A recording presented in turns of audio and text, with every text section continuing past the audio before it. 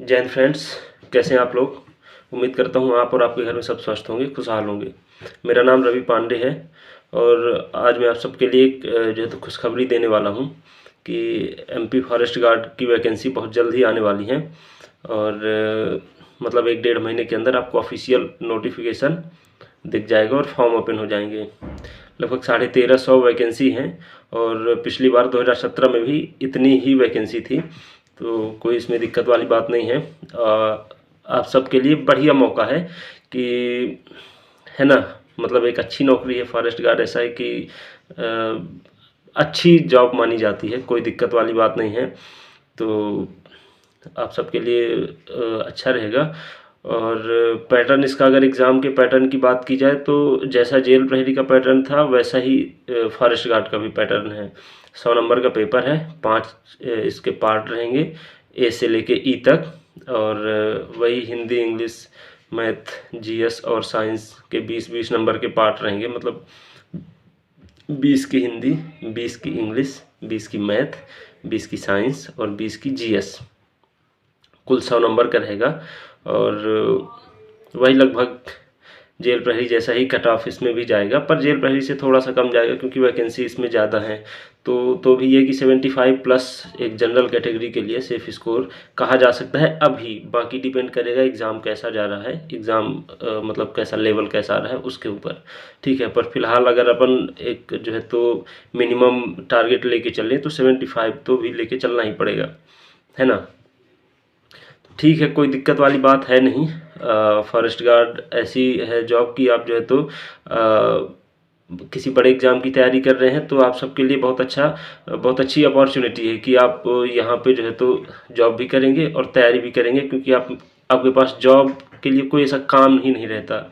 बहुत सारे मेरे जो है तो सर्कल में हैं, तो उनसे संपर्क होता रहता है, कोई काम नहीं है। बोले सरकार फ्री में पैसा दे रही है, अब बस जो है तो किसी अब जंगल में नेचुरल जगह पे रह रहे हैं, बोले बढ़िया शांति है, मज़ा भी आता है, पढ़ाई भी खूब चलती है और 1-2 तारीख को महीने में पैसा भी आ जाता है ठीक ठाक। तो ऐसा है। और अगर देखा जाए तो पिछले एग्ज़ाम की अगर बात करें तो 2017 तक फॉरेस्ट गार्ड और जेल प्रहरी का एग्ज़ाम साथ में हुआ करता था। 2018 से अलग कर दिया क्योंकि 2018 में जेल प्रहरी का अलग हुआ था और फॉरेस्ट गार्ड की वैकेंसी आई नहीं थी, है ना। इस बार भी जेल प्रहरी करा लिया, फॉरेस्ट गार्ड नहीं दिया था। अब क्या रीज़न है इसके पीछे वो एक्चुअल में नहीं पता, पर एग्ज़ाम कुल मिला के कहा जाए तो ठीक है, बहुत टफ नहीं आता। बहुत क्या, ठीक है यार, ये जो हवा बना दिया जाता है, मतलब सबसे ज़्यादा नेगेटिव चीज़ ये है। एक तो ये इस समय यूट्यूब में जो एनालिसिस कांस्टेबल के पेपर हो रहे हैं, लगातार एनालिसिस। अब वो साले जितने बताने वाले हैं सब 60 नंबर 50 नंबर, अब उनके लिए तो टफ ही रहेगा ना, तभी तो नहीं बना, तभी तो नंबर कम आए हैं। अब उनने तैयारी नहीं की, वो बोल देंगे सर एग्ज़ाम बहुत टफ आ रहा है, ये वो 3-5। जो बच्चे कर रहे हैं तैयारी, अभी जिनका एग्ज़ाम नहीं हुआ है वो हो गया डिमोटिवेट कि क्या होगा क्या होगा।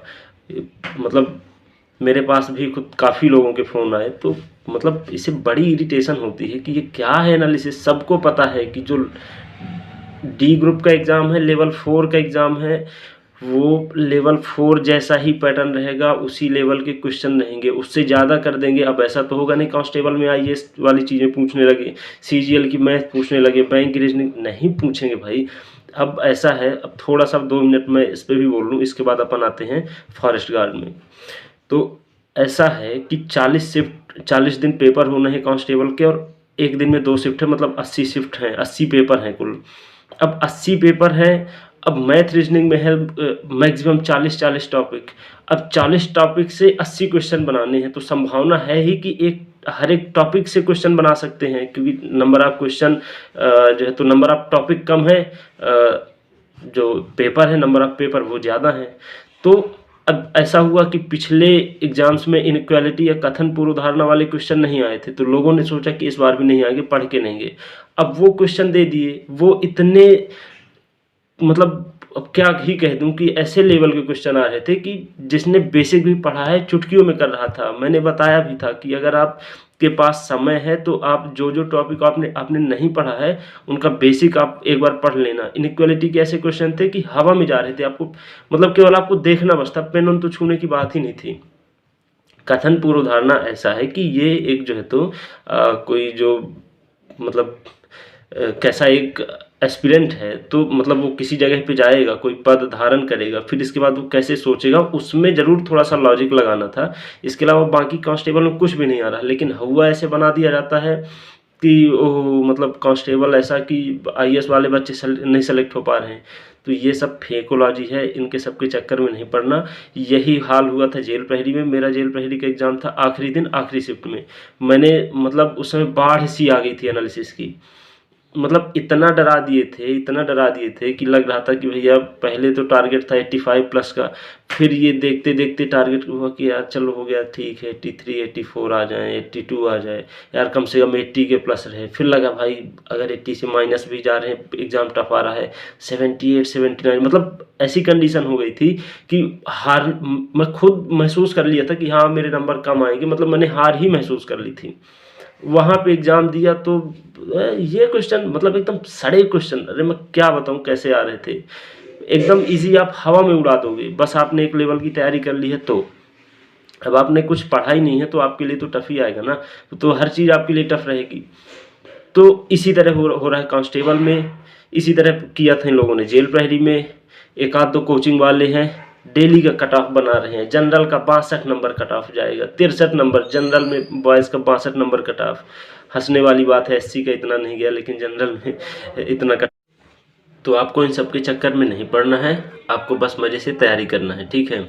बाकी ये एनालिसिस ये डालते रहेंगे, इनका धंधा चलता रहेगा और बहुत सारे लोग हैं जो देखते रहेंगे, लेकिन जिनको एक्चुअल में सिलेक्शन लेना है वो ये सब जो है तो चोचलेबाजी में नहीं पड़ेंगे, ठीक है।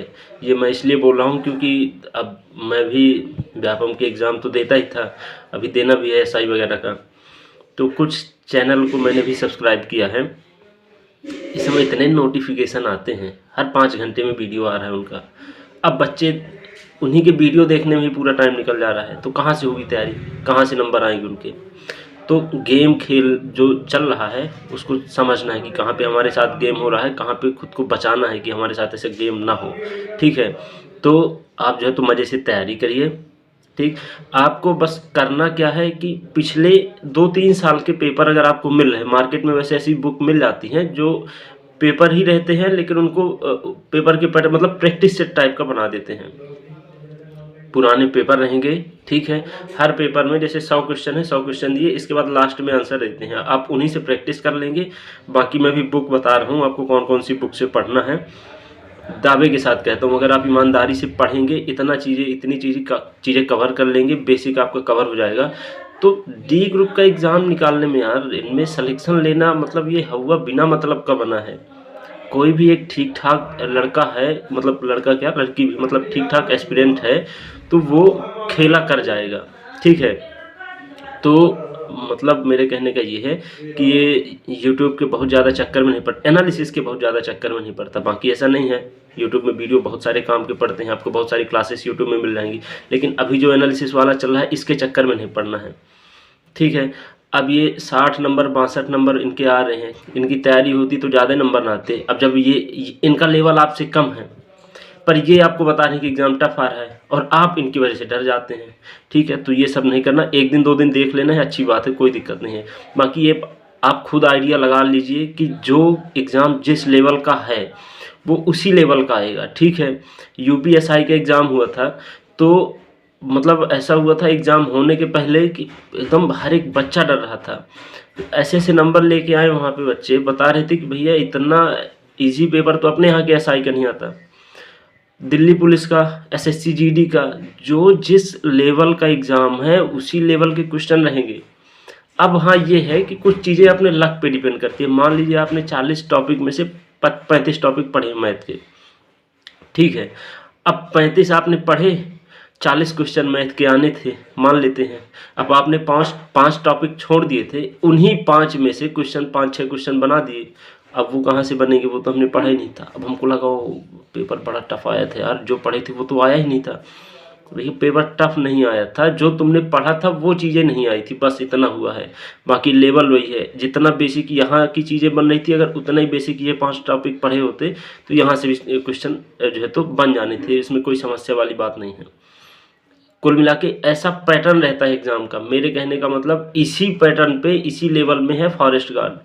तो बहुत ज़्यादा परेशान नहीं होना, 1-2 साल के क्वेश्चन देख लेना है, ठीक है। बाकी मैंने पैटर्न बता दिया, 100 नंबर का रहेगा, 20-20 की जो है तो 20 की इंग्लिश, 20 की हिंदी, 20 की मैथ, 20 की साइंस और 20 की जीएस, ठीक।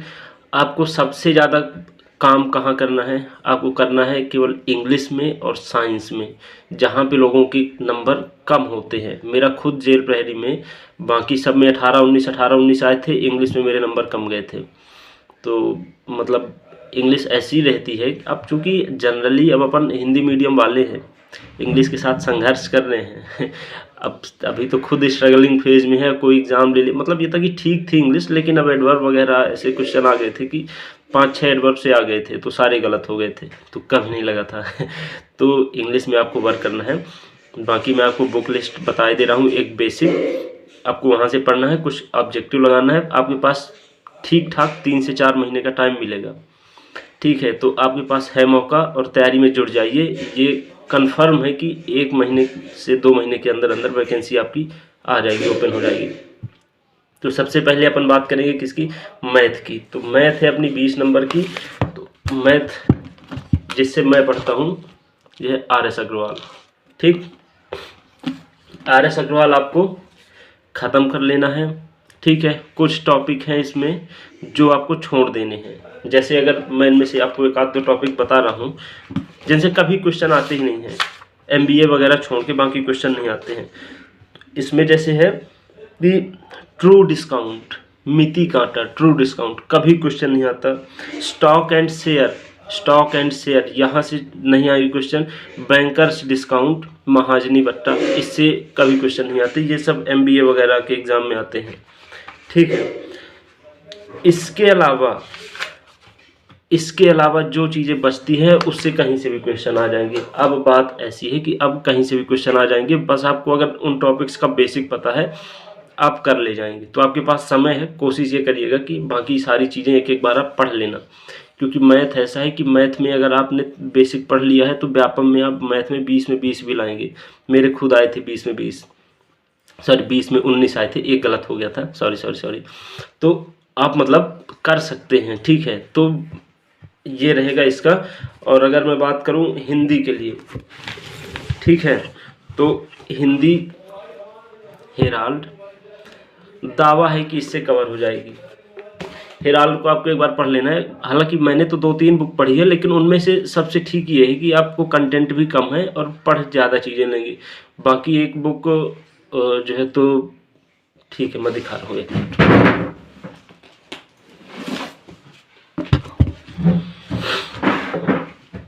ये मैंने बाइंडिंग करवा ली है, बस 1 मिनट।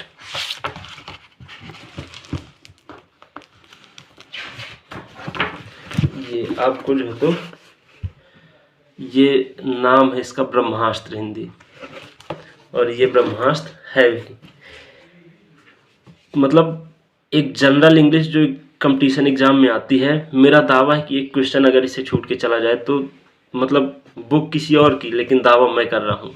आप समझ सकते हैं कि SI तक के एग्ज़ाम में 70 में से 70, कभी कोई बैड लक हुआ तो 69 हो जाएंगे, बाकी 70 के 70 क्वेश्चन इससे आएंगे।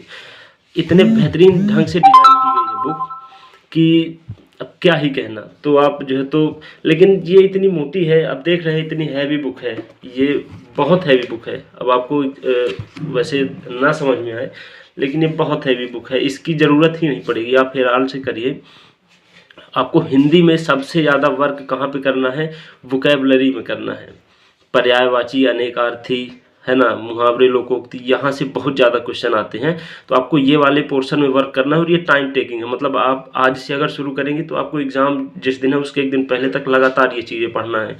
ये कवर हो गई तो हिंदी में फिर आपके 20 में 20 आते ही हैं। हिंदी ऐसा है कि आप अगर आपसे ठीक ठाक बनती है तो 20 में 19-20, 19-20 कोई नहीं रोक सकता। बस ये है कि आपको वर्क कहाँ करना है ये पता होना चाहिए। तो वर्क आपको सबसे ज़्यादा वोकैबुलरी में करना है। वोकैबुलरी अगर आपकी ठीक है, जैसे पर्यायवाची हो गया, विलोम हो गया, शब्द युग्म हो गया, अनेक शब्दों के लिए एक शब्द हो गया, मुहावरे, लोकोक्तियाँ, है ना, इन पे वर्क करना है। हिंदी में। बाकी और टॉपिक हैं उनको भी पढ़ना पड़ेगा, संज्ञा सर्वनाम वगैरह, क्रिया वगैरह, है ना। काल से क्वेश्चन आते हैं और ऐसे क्वेश्चन आते हैं कि सबसे बनते भी नहीं हैं। कुछ ही लोग हैं जो काल वाले क्वेश्चन बता सकते हैं, क्योंकि इंग्लिश में टेंस तो ठीक है, हिंदी के टेंस टफ है थोड़ा सा, तो इसको आप देख लेंगे, ठीक। इसके अलावा मैं बात करूं, ये तो हो गया, मैथ हो गई, हिंदी हो गई, ठीक है। इसके अलावा साइंस की अगर मैं बात करूं तो ये है लूसेंट साइंस, सामान्य विज्ञान, ठीक है। ये भी ब्रह्मास्त्र ही है, आपने इसको पढ़ लिया है तो अगर न्यूमेरिकल आते हैं तो न्यूमेरिकल के लिए ज़रूर आपको एक आध दो क्वेश्चन, एक दो ही आते हैं और बहुत आसान आते हैं कि अगर आपने बेसिक पढ़ा है तो हो सकता है कि आप कैलकुलेशन करके निकाल भी लेंगे। एक आध दो क्वेश्चन छोड़ के बाकी साइंस जितनी भी रहेगी सब इससे कवर हो जाएगी। ये मतलब अब लूसेंट तो ब्रांड ही है ना, जो स्टूडेंट्स हैं उनकी बाइबल कही जाती है लूसेंट, तो ये बाइबल ही है, इससे कवर हो जाएगी जो है तो साइंस लगभग लगभग आपकी सारी कवर हो जाएगी। और इसके अलावा बचती है अपनी क्या, इंग्लिश। इंग्लिश मैंने किया था कोचिंग, तो वहाँ मेरे को जितना पढ़ाया गया था उसी का मैंने की थी प्रैक्टिस। पुणेकर की आपको मिल जाएगी इंग्लिश की, जिसमें जो है तो प्रीवियस ईयर के क्वेश्चन रहते हैं इंग्लिश वाले, तो हर जितने व्यापम के एग्ज़ाम हुए हैं उनमें जितने क्वेश्चन आए हैं सबको टॉपिक वाइज बना के पुणेकर ने दे दिया है। आपको वो बुक ले लेनी है, लेकिन आपको थ्योरी पढ़ना पड़ेगा किसी दूसरे बुक से। तो थ्योरी के लिए आप, अभी मेरे को व्यापम के लिए मतलब ऐसी कोई बुक दिखी नहीं है, एसएससी वगैरह के लिए ज़रूर है, बैंकिंग वगैरह के लिए, तो वो मैं सजेस्ट नहीं करना चाहता, इसलिए मैंने यहाँ पे उसको शामिल नहीं किया है। बाकी आप YouTube में देख लेना, बहुत सारे चैनल हैं जहाँ पे आपको इंग्लिश जो है तो एक बेसिक कवर करा दी जाएगी, उसमें भी आपको वोकेबलरी में ही थोड़ा सा वर्क करना पड़ेगा। बाकी पुणेकर की आप ले लेंगे तो आपको व्यापम के लेवल वाली चीज़ें कवर हो जाएंगी, ठीक है। तो इंग्लिश के लिए ये ध्यान रखिएगा, और इंग्लिश ही मेन है, इंग्लिश और साइंस, क्योंकि यहाँ पे बच्चों के नंबर कट जाते हैं। इसके अलावा मैं बात करूँ जीएस की, तो जीएस में एक तो जो सबसे ज़्यादा इम्पोर्टेंट लूसेंट, इसके चीथड़े उड़ गए हैं ना पुरानी है थोड़ी सी, तो इसको आपको पढ़ना है। इसमें आपको सबसे पहले पढ़ना है जो पीछे विविध और खेल कूद स्पोर्ट वाला पोर्शन है, उसको पढ़ना है। उसको पढ़ने के बाद आपको बाकी हिस्ट्री, पॉलिटिक्स, ज्योग्राफी में आना है। जीएस के लिए मैं भी आपको बता रहा हूँ, ये एक बुक लिस्ट कवर हो जाए, इसके बाद मैं आपको जीएस के लिए बताता हूँ कि किस मतलब किस प्रायोरिटी बेसिस पे आपको जीएस पढ़ना है, क्योंकि बहुत सारे लोग ऐसे हैं कि जीएस पढ़ते खूब है लेकिन नंबर नहीं आते, तो उसका भी मैं रीज़न बताता हूँ। तो आपको लूसेंट ये कवर करना है। इसके अलावा एमपी, तो एमपी ये मेरी मोटी है, ये महेश बर्णवाल की है एमपी, ये थोड़ी मोटी बुक है, मतलब ठीक है कुल मिला के, पर ये कि अगर आपको 2-3 महीने में कोई डी ग्रुप का एग्ज़ाम क्वालिफाई करना है तो उसके हिसाब से थोड़ी हैवी हो जाती है। तो आप पुणेकर या महावीर की भी कोई एक ले सकते हैं जिसमें फैक्चुअल डेटा दिया हो, बहुत सारा कंटेंट ना हो, क्योंकि क्वेश्चन 2 से 3 ही आएंगे एमपी के, बहुत ज़्यादा नहीं आते। इसके अलावा जहाँ से क्वेश्चन सबसे ज़्यादा आते हैं वो चीज़ आपको देखना पड़ेगा। तो सबसे पहले है एमपी का करंट अफेयर। तो एमपी का करंट अफेयर एक बुक ये है, ये रविशंकर तिवारी जी की है। मतलब लोगों को इंस्पायर होना चाहिए, स्पीडी वगैरह को इंस्पायर होना चाहिए ऐसे करंट जो है तो तैयार करने के लिए। हालांकि स्पीडी तो ठीक है, पर मतलब इनका जो पैटर्न मेरे को लगा है कि 30% तो आपका एमपी का स्टैटिक कवर हो जाएगा, करंट तो कवर होगा ही, स्टैटिक भी कवर हो जाएगा, ऐसे डिज़ाइन किया है इनने, ठीक है। लेकिन अब ये चूंकि क्या है, ये 2020-21 की है, 2020 तक का करंट अफेयर है। ये मैंने जेल पहरी के टाइम खरीदी थी, अभी अपडेट हो गई है पर बड़े बड़े शहरों में मिल रही, सतना भी आई नहीं है। तो अब नहीं आई थी, अब पहली प्रायोरिटी में मेरी यही है, तो अब नहीं आई तो अब मंगाना पड़ा दूसरी। तो दूसरी अभी एक नई बुक आई है मार्केट में, अभी इसका फर्स्ट एडिशन है, ठीक है। यहाँ पे राइटर्स के नाम लिखे हैं, 5-6 राइटर हैं। तो कुल मिला के मध्य प्रदेश मंथन करके आती है, एग्ज़ाम पीडिया इसका पब्लिकेशन है, ये भी अच्छी है, 1 साल का करंट है इसमें। तो ये करंट अफेयर के हिसाब से तैयार की गई है, और ये जो बुक है ये एक्चुअल में करंट अफेयर के हिसाब से नहीं, ये नॉलेज के हिसाब से तैयार की गई कि आप कैसे जो है तो करंट के साथ साथ स्टैटिक या स्टैटिक के साथ साथ करंट कैसे कवर कर सकते हैं। तो एमपी का करंट ध्यान रखिएगा, एमपी का करंट अफेयर आता है, एमपी के हर एक एग्जाम में आता है, तो आपको एमपी का करंट अफेयर जो है तो विशेष रूप से ध्यान रखना होगा, ठीक है। इसके अलावा है स्पीडी, ये हालांकि थोड़ी पुरानी है, अप्रैल 2021 तक की है। तो आपको क्या करना है कि स्पीडी लेना है, 1 साल का एमपी का करंट अफेयर, 1 साल का इंडिया का करंट अफेयर, एमपी, लूसेंट, इतनी चीज़ें आपको जीएस में पढ़नी है। अब इसमें से भी सबसे पहले क्या पढ़ना है, सबसे पहले पढ़ना है एमपी कवर हो जाएगा। उसके बाद पढ़ना है लूसेंट के पीछे जो दिया है मिसलेनियस, मतलब विविध और स्पोर्ट, वो पढ़ना है। उसके बाद आपको करंट पढ़ना है एमपी का और इंडिया का। इतना आपने किया तो आपके 10-12 क्वेश्चन कवर हो गए। ठीक है, 3 चीज़ें आपने पढ़ी है, एक लूसेंट के पीछे विविध, दूसरा आपने पढ़ा है एमपी, तीसरा आपने पढ़ा है करंट अफेयर, और आपकी जो है तो आपके 12 नंबर कम से कम कवर हो जाएंगे 20 में से। अब जो 8 बचते हैं वो 8 में से एक आध दो तो ऐसे रहेंगे कि थोड़ा सा करंट से ही रहेंगे, लेकिन करंट कम मतलब इंफॉर्मेशन कंप्यूटर या कि कुछ टेक्नोलॉजी से, साइंस एंड टेक से रिलेटेड रहेंगे। तो लगभग 13-14 नंबर यहाँ से अपने आप कवर हो जाते हैं। बाकी जो 6-7 नंबर बचते हैं वो आपके फिर आते हैं किससे, जीएस, मतलब हिस्ट्री, पॉलिटी, ज्योग्राफी से। तो उसमें भी आपके क्वेश्चन सबसे ज़्यादा आते हैं, जो मैंने देखा है ज्योग्राफी से क्वेश्चन आते हैं, ज्योग्राफी के बाद हिस्ट्री से, मॉडर्न हिस्ट्री से आते हैं। ठीक है, तो फिर आपको उठाना है क्या, लूसेंट, फिर आपको उठाना है ये लूसेंट। इसमें आपको पढ़ना है ज्योग्राफी, इसमें आपको पढ़ना है हिस्ट्री, फिर पढ़ना है पॉलिटी। इकोनॉमिक्स आप छोड़ दीजिएगा, कोई दिक्कत नहीं है, लग रहा तो एक क्वेश्चन आता है, बाकी आता भी नहीं है क्वेश्चन, तो बहुत ज़्यादा अपना समय देने की ज़रूरत नहीं है। इनकी बजाय आप जो है तो दूसरे सब्जेक्ट में समय दीजिए, वहाँ पे नंबर गेन करिए। मैंने आपको बताया था ना कि आप 1 नंबर बढ़ाने के लिए इतनी मेहनत करें कि वो 1 नंबर तो आ जाए, लेकिन बाकी 5 नंबर का कट जाए, तो उससे अच्छा है कि बाकी 5 पे वर्क कर लीजिए। इसमें 1 ना मिलेंगे तो कोई दिक्कत नहीं है। तो जीएस में आप जो है तो 15-16 भी अगर ला रहे हैं तो कोई दिक्कत नहीं है, दूसरे सब्जेक्ट में आप जो है तो वर्क करिए और वहाँ से नंबर उठाइए, है ना। तो ये थी इसकी बुक लिस्ट, और इतने में मेरा दावा है कि आप फॉरेस्ट गार्ड में और ठीक ठाक नंबर के साथ सेलेक्ट होंगे। बस फिजिकल वगैरह आपको देखना पड़ेगा, मतलब एग्ज़ाम तो कुल मिला के आपका अच्छा जाएगा ही जाएगा।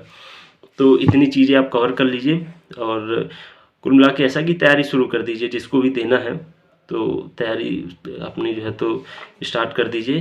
बाकी अब आपको जहाँ जैसा जिस कोचिंग में भी आपको ठीक लगे, तो अगर कोचिंग क्लासेस तो ले लीजिए, पुराने पेपर देख लीजिए। ठीक है, कोशिश ये करिए कि एक बेसिक सब्जेक्ट का हर एक चीज़ पता हो, क्योंकि जब मैथ पूछी गई है तो ये नहीं बताया गया कि मैथ में क्या क्या आएगा, ये बताया गया है कि कक्षा 10वीं तक की मैथ। अब 10वीं तक की मैथ मतलब मैथ में सब कुछ, लेकिन रहेगा 10वीं तक का। ऐसे ही एमपी, तो एमपी में ये नहीं बताया गया कि हम यहाँ से क्वेश्चन पूछेंगे, यहाँ से नहीं पूछेंगे, पूछ लेंगे कहीं से भी, लेकिन पूछेंगे बिल्कुल बेसिक। लेवल 4 का फंडा ही यही है, बार बार ये बोल रहा हूँ कि लेवल 4 के एग्ज़ाम का यही फंडा है कि वो बेसिक पूछेंगे, लेकिन क्या पूछते हैं ये फिक्स नहीं है। सब्जेक्ट फिक्स है कि यहाँ से पूछेंगे, पर क्या पूछेंगे ये फिक्स नहीं है, लेकिन पूछेंगे बेसिक, ये मैं बता रहा हूँ। बाकी जो है तो घबराने उबराने वाली कोई बात नहीं है कि कांस्टेबल में किसी के 62 नहीं आ रहे, एग्ज़ाम इतना टफ आ रहा है, कुछ नहीं आ रहा। मेरे पहचान में 3-4 लोग हैं जो 80+ हैं, तो मेरे पहचान में।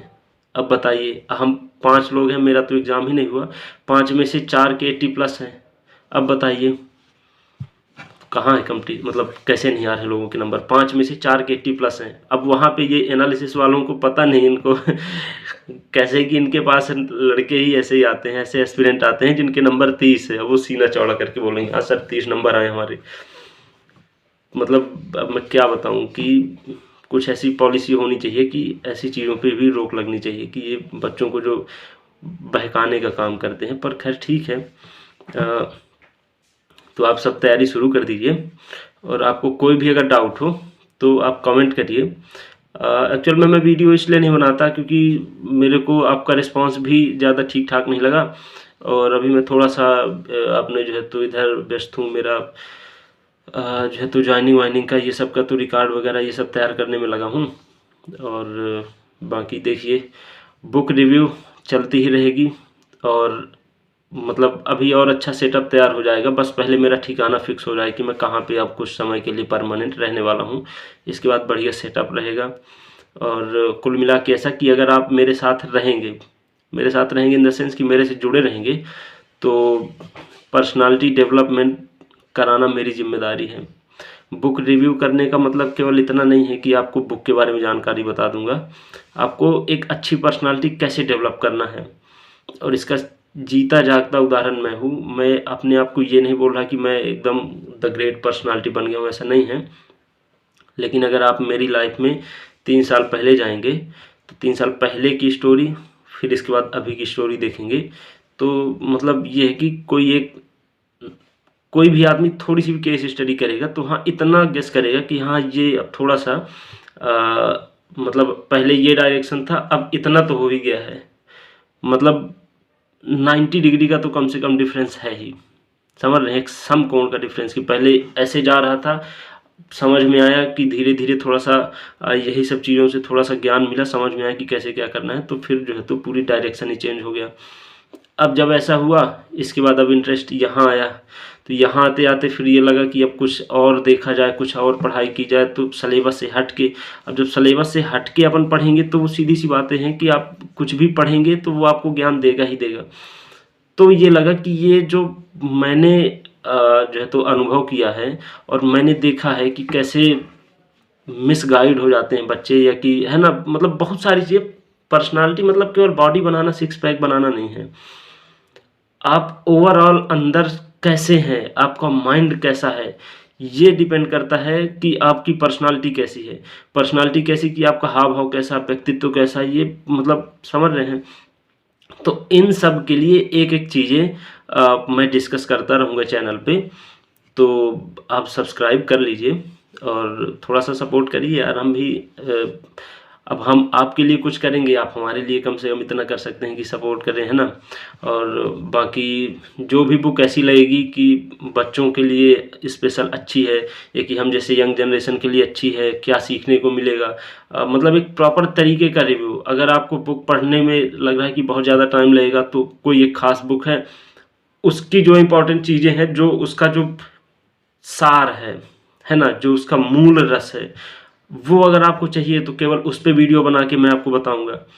कुल मिला के ऐसी कि अगर आप डेडिकेटेड हैं कि आपको एक मतलब अच्छा व्यक्ति बनना है, तो फिर साथ में सफ़र करेंगे और साथ में अच्छे व्यक्ति बनेंगे, है ना। कुछ स्पेशल सिद्धांत है कि इन्हीं पे चलना है, है ना। मतलब कुल मिला के यार देखो, ट्रेंड अभी ऐसा चल रहा है कि सब एकदम पैसे के पीछे भाग रहे हैं, सब मतलब बहुत गलत डायरेक्शन में जा रहे हैं कुल मिला के। तो ट्रेंड ऐसा है तो हम भी उसी तरह चलेंगे, क्या मतलब, तो हमको कुछ लीड से हट के चलना पड़ेगा। लीड से हट के चलना है तो सीधी सी बात है कि कुछ फिर अपने अंदर क्वालिटी हो, वो क्वालिटी डेवलप करने के लिए हमको यहाँ वहाँ से सोर्सेस की ज़रूरत पड़ेगी।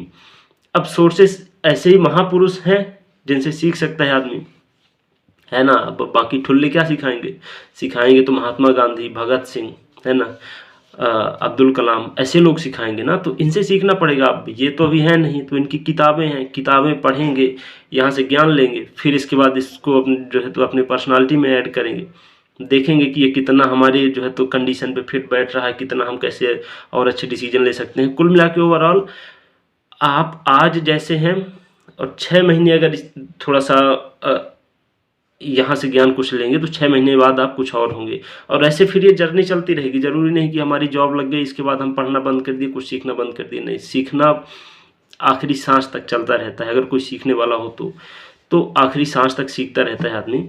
और मेरा मानना ऐसा है कि अगर आप एक एवरेज ड्यूरेशन, अभी एक रिपोर्ट भी आई है लेसांट करके कुछ ऐसा, कि जो लाइफ एक्सपेक्टेंसी है इंडिया की वो 70.8 ईयर्स हो गई। मतलब एक औसत आदमी लगभग 71 साल जिंदा रहेगा। अब 71 साल क्या है, धरती बनी, पूरा ब्रह्मांड बना आज से 14 अरब वर्ष पहले, उसमें 70 साल क्या मायने रखता है। मतलब we are nothing, just nothing.